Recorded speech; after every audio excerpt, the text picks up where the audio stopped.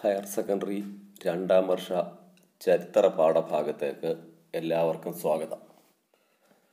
നമ്മൾ കഴിഞ്ഞ ക്ലാസ്സിൽ 6ാമത്തെ തീം ഭക്തി സൂഫി പാരമ്പര്യങ്ങൾ, മതവിശ്വാസങ്ങളിലെ മാറ്റങ്ങളും ഭക്തി ഗ്രന്ഥങ്ങളും 8ാം നൂറ്റാണ്ട് മുതൽ 18ാം നൂറ്റാണ്ട് വരെ എന്ന ഭാഗമാണ് പഠിച്ചുകൊണ്ടിരുന്നത്.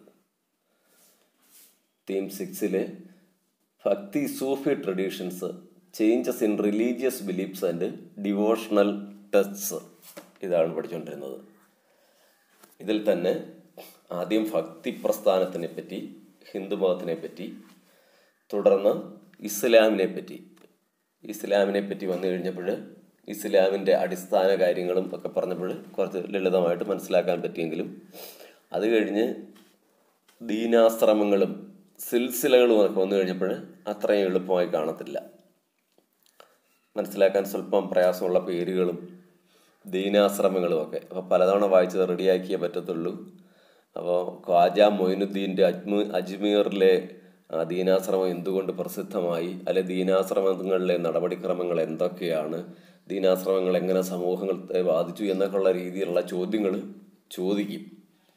അപ്പോൾ അത് വലിയ പ്രയാസമുള്ള കാര്യമൊന്നുമല്ല.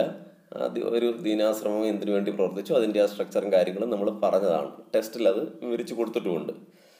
അതൊന്ന് നോക്കുകയും മാർഗമുള്ളൂ. ഇന്ന് നമ്മൾ പുതിയൊരു ഭാഗത്തേക്ക് ചിഷ്തി ഡിവോഷണാലിസം, സിയാറത്ത് ആൻഡ് ഖവേലി, ചിഷ്തി ഡിവോഷണാലിസം, സിയാറത്ത് ആൻഡ് ഖവേലി, ഇതിലേക്ക് കടക്കുകയാണ്. ചിഷ്തികളുടെ ആരാധനാക്രമം, സിയാറത്ത് and ഖവേലി.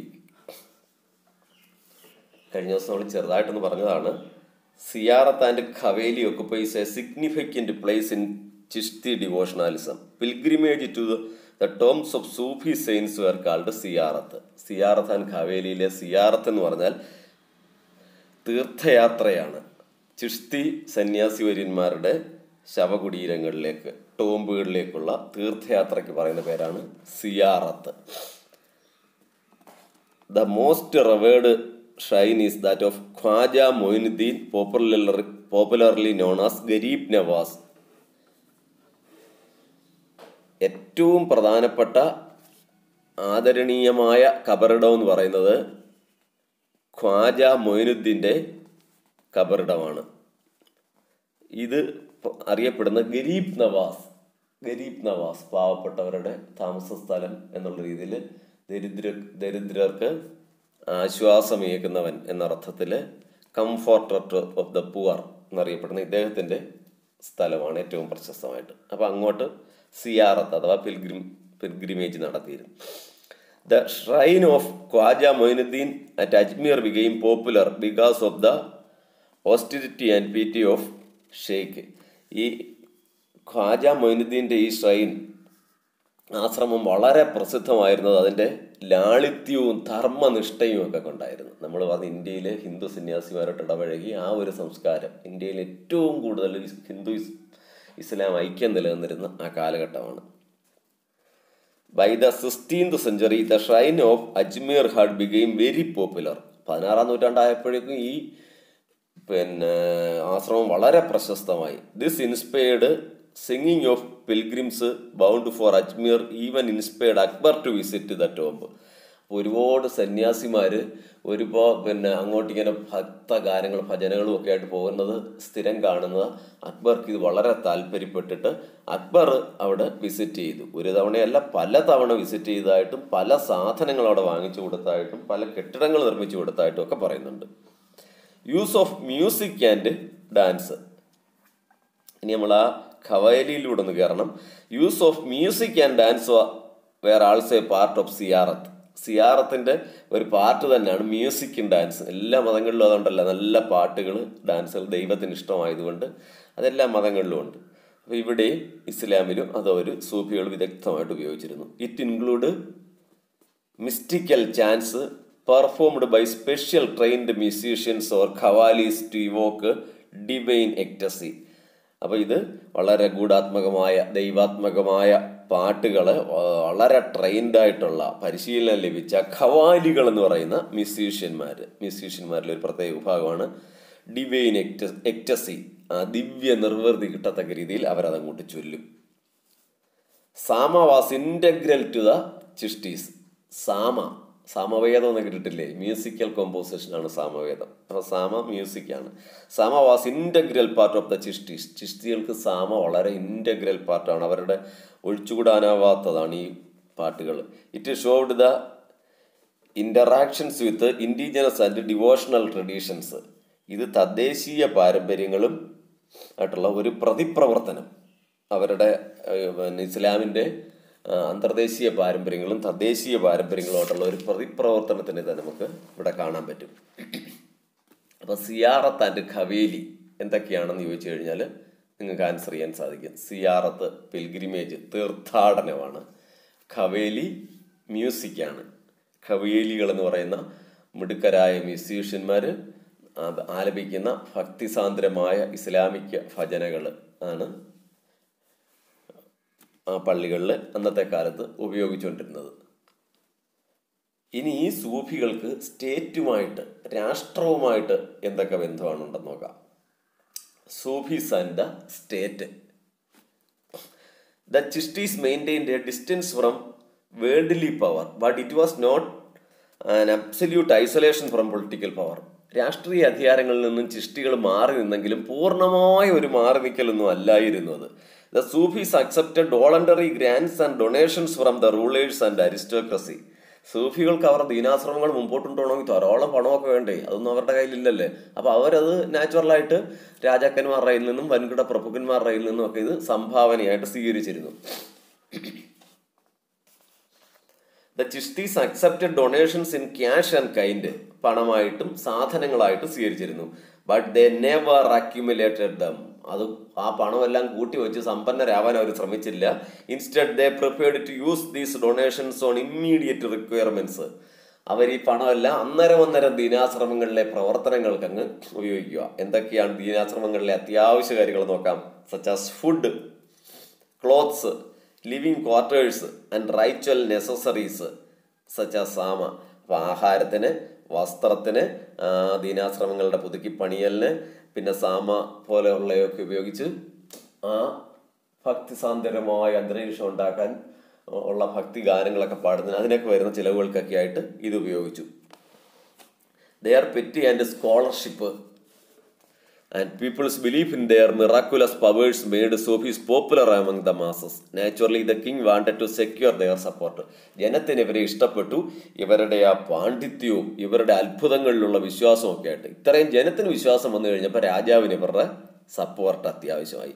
Kings also required the support of the Sufis to legitimise their authority. രാജാക്കന്മാർക്ക് അവരുടെ ആ രാജാധികാരം ദൈവദത്തമാക്കാനോ അല്ലെങ്കിൽ നീതിപൂർവമാക്കാനോ നിയമപരമാക്കാനോ ഇവരുടെ സപ്പോർട്ട് വേണ്ടി വന്നു. It was believed that the auliya could mediate with God in order to improve the material spiritual conditions of the ordinary human beings. സാധാരണ ജനങ്ങളുടെ ഭൗതികമായ ആവശ്യങ്ങളെല്ലാം വർദ്ധിപ്പിക്കാൻ, ജനങ്ങൾ ദൈവത്തിനോട് പറഞ്ഞതെല്ലാം ഉയർത്താൻ ഇവർക്ക് കഴിയും എന്നുള്ള ഒരു ചിന്ത നാട്ടിലുണ്ടായിരുന്നു. That is why kings often wanted to construct their tombs. അതുകൊണ്ട് തന്നെ രാജാക്കന്മാർ ഇവർക്ക് ശവകുടീരങ്ങളൊക്കെ പണിയാൻ നിന്നു. പക്ഷെ എല്ലാ സമയത്തും ഈ ബന്ധം അത്ര നല്ല രീതിയിലൊന്നും അല്ലായിരുന്നു. However there were instance of conflicts between sultans and the Sufis. ചില സൂഫിമാരും ചില സുൽത്താൻമാരും തമ്മിൽ സ്ഥിരമായ കലഹങ്ങളുണ്ടായിരുന്നു. To assert their authority both expected that certain rituals be performed such as prostration and kissing of the feet. അപ്പോൾ ഇവരുടെ അതോറിറ്റിയൊക്കെ വർദ്ധിപ്പിക്കാൻ ഇവരൊക്കെ ചില വിദ്യകളൊക്കെ ചെയ്തിരുന്നല്ലേ. വരുന്ന ആൾക്കാരെല്ലാം പിന്നെ ഈ രാജാവിൻ്റെ മുമ്പിൽ എന്ന പോലെ നമ്മുടെ പിന്നെ ചിഷ്തി സെയിൻറ്റിൻ്റെ മുമ്പിലും സാഷ്ടാംഗ പ്രണാമം നടത്തുക, കാലിൽ ഉമ്മ വെക്കുക, അങ്ങനെയൊക്കെയുള്ള രീതിയിൽ. Sometimes the Sufi Shaikh was addressed with high sounding titles. Sufi രാജാക്കന്മാരും വളരെ നല്ല രീതിയിലുള്ള സംബോധനകളൊക്കെ വരുന്ന ആൾക്കാർ പിന്നെ രാജാതിരാജ, ദൈവങ്ങളുടെ ദൈവ എന്നൊക്കെ പറഞ്ഞിട്ടൊക്കെ വിളിക്കുമായിരുന്നു. അടുത്തതായി ഭാഷകളും ആശയവിനിമയവും, languages and communication. The Chishtis adopted local languages and Bhakti traditions for communication and composition. ചിഷ്തികളും വിനിമയത്തിനും രചനയ്ക്കുമായിട്ട് പ്രാദേശിക ഭാഷകൾ ഉപയോഗിച്ചു. They used local language in sama. അവർ ഈ ഭക്തി ഗാനങ്ങളിലും ലോക്കൽ ലാംഗ്വേജസ് ഉപയോഗിച്ചു. Those who associated with the Chishti Silsila in Delhi communicated in Hindavi, the language of people. അപ്പോൾ ഡൽഹി കേന്ദ്രീകരിച്ച് പ്രവർത്തിച്ചിരുന്ന ചിഷ്തി സിൽസിലയിലെ ആൾക്കാർ ഹിന്ദാവി, ഇപ്പോഴത്തെ ഹിന്ദി, ആ ഭാഷയിൽ, സാധാരണക്കാരൻ്റെ ഭാഷയിൽ പ്രചാരണങ്ങൾ നടത്തി. Some of Sufis composed long poems or masnavis. ചില ചിഷ്തിമാർ ലോങ് പോയങ്ങൾ അല്ലെങ്കിൽ മസ്നാവികൾ നടത്തി. നമുക്കൊരു മസ്നാവിക്ക് നോക്കാം. ഉദാഹരണം, the Premakhyan, love story, Premakhyan Padmavat, composed by Malik Muhammad Jayasi, revolved around the romance of Padmini and Ratansen, the king of Chittur.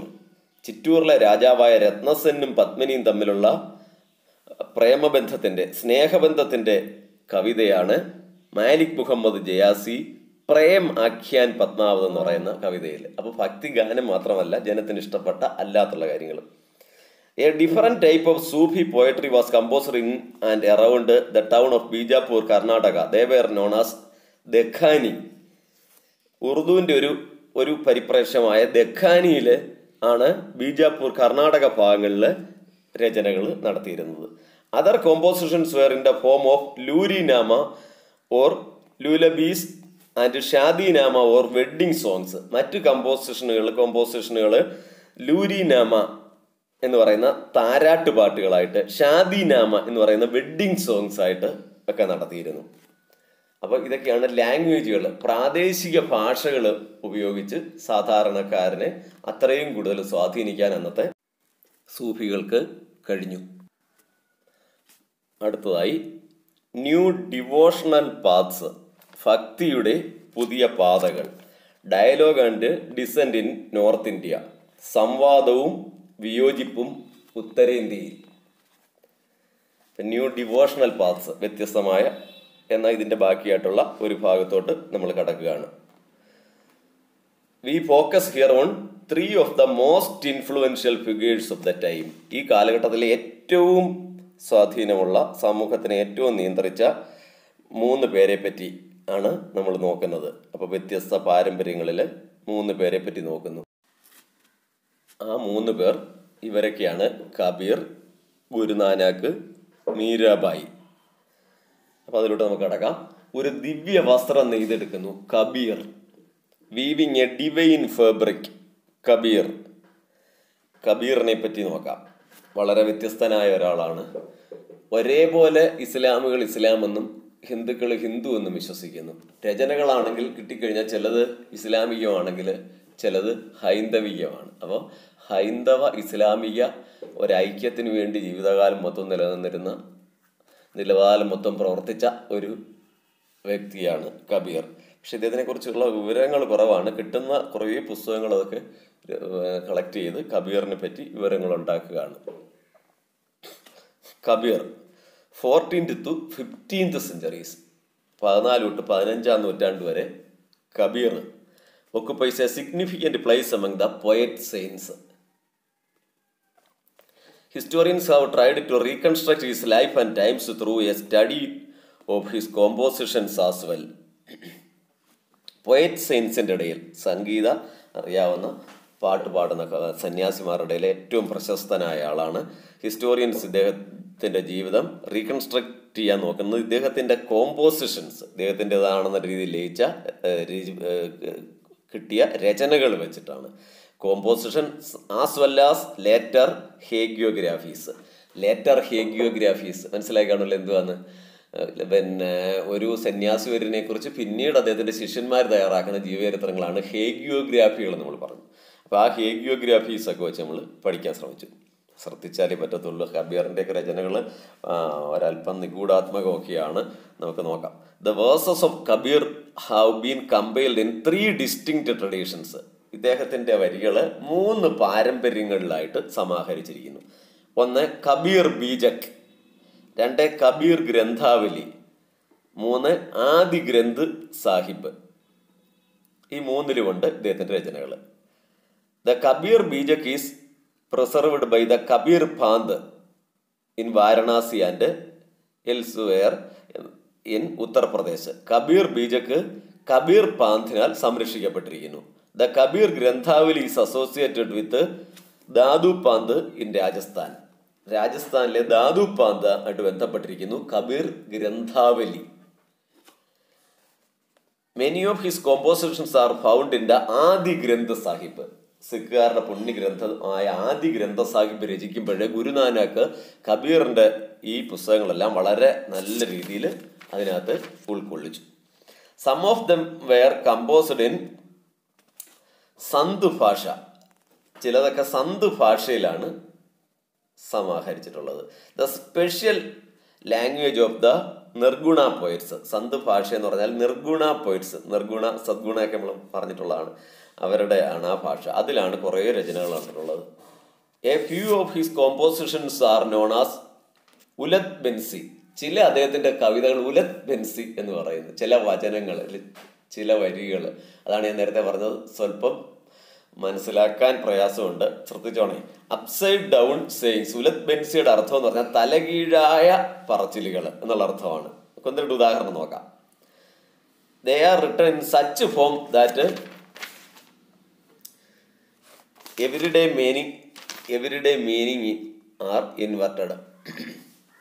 ജീവിതത്തിലെ അർത്ഥങ്ങളെല്ലാം എടുത്തു കാണിക്കുന്ന മീനിങ് ആണ്. ഒരു ഉദാഹരണം നോക്കുവാണ്. Expressions like the lotus which blooms without flower. പൂക്കളില്ലാതെ വിടരുന്ന താമര ഒരെണ്ണമാണ്, പൂക്കളില്ലാതെ വിടരുന്ന താമര. Or the fire raging in the ocean convey the mystical experience of Kabir. ഇനി അടുത്തത് the fire raging in the ocean. സമുദ്രത്തിൽ ആളിപ്പടരുന്ന രൗദ്രമായ അഗ്നി. അപ്പൊ പൂക്കളില്ലാതെ എങ്ങനെയാ താമര വിരിയുന്നത്, സമുദ്രത്തിൽ എങ്ങനെ അഗ്നി വരുന്നത് എന്നൊക്കെ ചോദിച്ചാൽ നമുക്ക് ആൻസർ ഇല്ലാതെ വരും. അപ്പൊ കബീറിനെ കുറിച്ച് പറയുമ്പോൾ ഇങ്ങനെയുള്ള മിസ്റ്റിക്കലായ കാര്യങ്ങളൂടെ നമുക്ക് ഓർത്തിരിക്കേണ്ടി വരും. Kabir used different traditions to describe the ultimate reality. പരമമായ സത്യത്തെ വിശദീകരിക്കാൻ വ്യത്യസ്തങ്ങളായ പാരമ്പര്യങ്ങളെ കബീർ ഉപയോഗിച്ചു. These include Islamic, Vedantic and yogic traditions. ഇസ്ലാമിക പാരമ്പര്യം, വേദ പാരമ്പര്യം, യോഗ പാരമ്പര്യം ഒക്കെ അദ്ദേഹം ഇതിനുപയോഗിച്ചു. Drawing from Islam, Kabir describes the ultimate reality as Allah, Khuda, Hazrat and Pir. ഇസ്ലാമികമായി പറയുമ്പോൾ കബീർ ആ പരമസത്യത്തിനെ അള്ളാഹ് എന്ന് വിളിച്ചു, ഖുദ എന്ന് വിളിച്ചു, ഹസ്രത്ത് എന്നും പിർ എന്നും വിളിച്ചു. അതേസമയം he also used the terms drawn from Vedantic traditions. Alakh, the unseen, nirakar, formless, Brahman, Atman. ഹൈന്ദവീയമായിട്ട് പറയുമ്പോഴാണ് നമ്മൾ ഈ പറഞ്ഞ അലാഖ്, നിരാകാർ, ബ്രഹ്മൻ, ആത്മൻ. ഇതൊക്കെ കേൾക്കുമ്പോൾ ഹിന്ദുക്കളുടെ ഒരു പുണ്യപുരുഷനായിട്ടും, അല്ല മുമ്പേ പറഞ്ഞ് കേൾക്കുമ്പോൾ ഇസ്ലാമുകൾ അവരുടെ സെയിന്റ് ആയിട്ട് ഇദ്ദേഹത്തിനെ കാണുന്നത്. The terms such as shabda, shabda, sound, or shunya, emptiness were drawn from yogic traditions. Yogic ട്രഡീഷൻസിൽ ഉപയോഗിക്കുന്ന ഈ ശബ്ദ, ശൂന്യ തുടങ്ങിയ വാക്കുകളും ഇദ്ദേഹം ഉപയോഗിച്ചിരുന്നു. ഇനി അദ്ദേഹത്തിന്റെ വിശ്വാസ പ്രമാണങ്ങൾ. He believed in the worship of one god. ഏകദൈവത്തിൽ വിശ്വസിച്ചു. He stood for Hindu Muslim unity. ഹിന്ദു മുസ്ലിം ഐക്യത്തിന് വേണ്ടി പ്രവർത്തിച്ചു. He condemned caste system and untouchability. അദ്ദേഹം ജാതി സമ്പ്രദായത്തിനെയും തൊട്ടുകൂടായ്മയും എതിർത്തു. He condemned many rituals and practice of both Hindus and Muslims. He opposed idol worship. ഒരുപാട് അനാചാരങ്ങളെ എതിർത്തു. ഒന്നാമതായിട്ട് ഐഡൽ വർഷിപ്പ്, വിഗ്രഹാരാധന, പോളിഗാമി, ബഹുദൈവാരാധന, ബാത്തിങ് ഇൻ ഹോളി റിവേഴ്സ്, പുണ്യ സ്നാനങ്ങളിലെ, പുണ്യ തീർത്ഥങ്ങളിലെ കുളി, ഗോയിങ് ഫോർ പിൽഗ്രിമേജസ്, തീർത്ഥാടനത്തിന് പോകല്, വർഷിപ്പിംഗ് ഓഫ് ടോംസ്, ശവകുടീരങ്ങളിലെ ആരാധന, ഇതിനെയെല്ലാം ഇദ്ദേഹം എതിർത്തു. Kabir expressed his ideas through poems and dohas. Kabir അദ്ദേഹത്തിന്റെ ഐഡിയകളെല്ലാം നമ്മൾ പറഞ്ഞ കവിതകളിലൂടെയാണെന്ന്. ആൻഡ് ദോഹാസ് എന്ന് പറഞ്ഞാൽ ഈരടികൾ, കപ്ലെറ്റ്സ് എന്നുള്ള അർത്ഥമേ ഉള്ളൂ. The legacy of Kabir was claimed by several groups. നേരത്തെ നമ്മൾ പറഞ്ഞ പോലെ ഇദ്ദേഹത്തിന്റെ സംഭാവനകൾ ഒരുപാട് ഗ്രൂപ്പുകാർ അവകാശപ്പെട്ടിരിക്കുകയാണ് ഞങ്ങളുടേതാണെന്ന്. This This is most evident in the debates about whether he was a Hindu or Muslim by birth. ഇദ്ദേഹം ജന്മം കൊണ്ടൊരു ഹിന്ദു ആണോ മുസ്ലിം ആണോ എന്നുള്ള ഒരു ഡിബേറ്റ് തന്നെ ഉണ്ടായി.